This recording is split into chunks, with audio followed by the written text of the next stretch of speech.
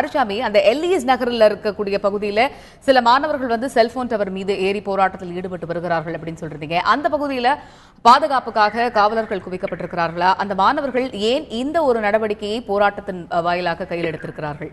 மாரிச்சாமி. மதுரை மாவட்டத்தில் அலங்காநல்லூர், பாலமேடு, அவனியாபுரம் ஆகிய பகுதிகளில் ஜல்லிக்கட்டு நடப்பது வழக்கம். இந்த பகுதிகளில் ஜல்லிக்கட்டு இல்லாததால் மிகுந்த அதிர்ச்சியுற்ற, அதாவது 2 வருடங்களாக ஜல்லிக்கட்டு நடத்த முடியாமல் மிகுந்த வேதனையுடன் இருந்த மக்கள், அதுவும் மதுரை மாவட்டத்தை உள்ள அனைவருமே இந்த ஜல்லிக்கட்டு ஆர்வலராக, ஜல்லிக்கட்டு விரும்பிகளாக இருந்தனர். இவர்கள் இன்று பார்த்தோமானால் விதவிதமான போராட்டங்களில் ஈடுபட்டு வருகிறார்கள். அதில் ஒரு நிகழ்வாகத்தான் இந்த மதுரை எல்லிஸ் நகர் பகுதியில் உள்ள செல்போன் டவர், அதாவது பிஎஸ்என்எல் அலுவலகத்தின் உள் அமைக்கப்பட்டிருந்த அந்த செல்போன் டவரின் மீது, அந்த செல்போன் டவரை எடுத்துக்கொண்டோமானால் சுமார் ஒரு 180 அடிக்கும் மேல்பட்டு இருக்கும். அந்த டவரின் உச்சிக்கு ஒரு 20 அடி கீழே ஒரு 100 மீட்டர் அந்த இதுக்கு மேலே தான் இவர்கள் இருக்கிறார்கள். டவருக்கு முக்கால்வாசி அளவுக்கு ஏறி இருக்கிறார்கள். சுமார் இதுல அந்த இடத்துல வந்து ஒரு 6 பேர் இருக்கிறார்கள். 6 பேர் மாணவர்கள். இவர்கள் மாடுபிடி வீரர்களும் கூட. இவர்கள் என்ன கோரிக்கை வைக்கிறார்கள் என்றால், ஜல்லிக்கட்டை உடனடியாக நடத்த வேண்டும். இந்த மாணவர்கள் போராட்டத்திற்கு ஆதரவாக நாங்கள் இந்த போராட்டத்தில் ஈடுபட்டு வருகிறோம் என்றும், அந்த டவரின் மீதேறியே ஜல்லிக்கட்டை நடத்த வேண்டும், ஜல்லிக்கட்டு கண்டிப்பாக நடைபெற வேண்டும் என்ற கோஷங்களை எழுப்பி வருகிறார்கள். போலீஸ் பாதுகாப்பு என்று எடுத்துக்கொண்டோமானால் தற்பொழுதுதான் இவர்கள் போராட்டத்தை துவங்கியுள்ளார்கள். ஆகவே தீயணைப்பு வாகனம் ஒன்று வந்துள்ளது.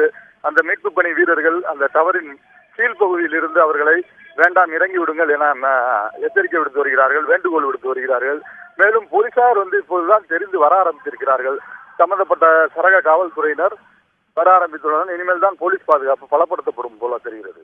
மாரிச்சாமி, இப்பொழுது ஏற்கனவே இவர்கள் அந்த செல்போன் டவர் மீது ஏறுவதற்கு முன்பாகவே சக போராட்டக்காரர்கள் யாரும் இவர்களை வலியுறுத்தவில்லையா? இப்படி ஒரு அபாயகரமான பாதுகாப்பு அற்ற போராட்டத்தை கைவிடலாம், சாதாரண அறப்போராட்டம் வழியாகவே இந்த போராட்டத்தை முன்னெடுத்து செல்லலாம் என்று சக போராட்டக்காரர்கள் யாரும் இந்த மாணவர்களை வலியுறுத்தவில்லையா? அதாவது இப்போது பார்த்தோமானால் மதுரை மாவட்டத்தில் அலங்காநல்லூரை எடுத்துக்கொள்ளுங்கள், இந்த தமுக்கம் மைதானத்தை எடுத்துக்கொள்ளுங்கள், இப்போது நாம் தமிழர் கட்சியின் தலைவர் சீமான் போராட்டம் நடத்தி கொண்டிருக்கும் அந்த பகுதியை எடுத்துக்கொள்ளுங்கள். அனைத்து இடங்களிலுமே மாணவர்கள் தான் அதிகமாக ஆதரவில் இருக்கிறார்கள். நாம் விசாரித்த அளவில் இந்த மாணவர்கள் வந்து ஒரு கட்டுக்குள் செல்லாத மாணவர்கள் எந்த அளவிலானாலும் போராடி தங்கள் கோரிக்கையை மீட்டெடுக்க வேண்டும். அதுவே அவர்களது முதல் கொள்கையாக உள்ளது. ஆகவே இவர்கள் சக போராட்டக்காரர்கள் அப்படி கூறினாலும் நாங்கள் இதை செய்வோம் என்றால் அதை செய்தே தீர்கிறார்கள். இது கூட காலையில் எழுந்தவுடன், காலை இப்பொழுது ஒரு 6:30 7 மணிக்கு சரியாக அந்த டவரில் ஏறியுள்ளார்கள். அந்த டவரினுள் செல்வதற்கு கூட, அதாவது இது ஒரு அரசு அலுவலகம், அரசு அலுவலகத்தின் உள் சென்று அதன் டவர் மீது ஏறுவது என்பது பெரிய ஒரு கொஞ்சம் கடினமான காரியம். அதாவது தனியார் வீட்டின் மாடியிலேயோ எங்கேயோ டவர் இருந்தால் அதில் ஈஸியாக ஏறிவிடலாம், தனியார் வீட்டிற்குள் செல்வது போல சென்று ஏறிவிடலாம். ஆனால் இவர்கள் இந்த டவர் அமைந்திருப்பது ஒரு அரசு அலுவலக வளாகம்.